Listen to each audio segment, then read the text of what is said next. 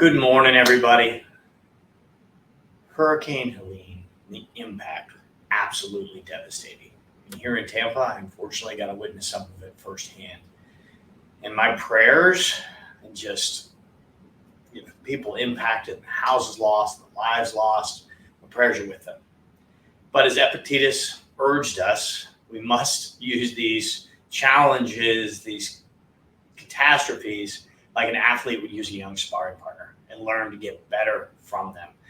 And so with that in mind, I reflected on these last few days and I came with 4 key learnings from this tragedy that I wanted to share with you guys and hope that could help.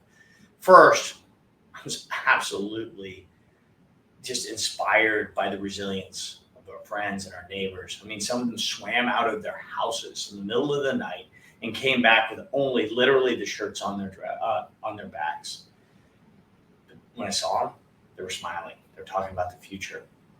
They were focused on what they could do now. I mean, they absolutely embodied Viktor Frankl's lesson. The power to choose between stimulus and response can determine our growth and our freedom. And they lived that. Second, walking in some of these houses, helping to clean up, was to utter destruction. I didn't know where to start, what to do. And I had someone to say, just focus on the closet. And what that reminded me of was an axiom, a bomber's axiom, to say, hey, in a target-rich environment, focus on one target at a time. Because from that closet, we moved to the bedroom, we moved to the next room, and pretty soon the house was clean. Third, places where everything was destroyed, there was nothing, the possessions were gone, but those houses were filled. They were filled with friends.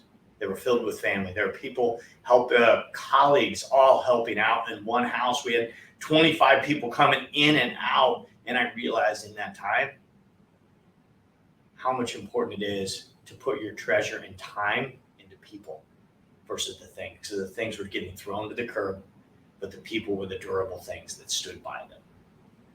And lastly, the greatness of humanity really showed through. And how many people really live that great commandment of loving their neighbor as they would themselves. In a world of where we hear so much cynicism, it's great to see how people truly care and truly love each other. So those are the 4 lessons that I learned, and hopefully we can carry those lessons into our daily lives and things that aren't tragedies. So we will know that, hey, it's our choice between stimulus and response and how to act. That when we have a major task and it feels overwhelming, to focus on the one thing at a time, to take our time and put our treasure, which is our time, into people and not things. And finally, to love our neighbors as ourselves. This is a major tragedy. My prayers are with all those that were greatly impacted. And I hope these lessons will stay with us as we learn and recover. Thank you.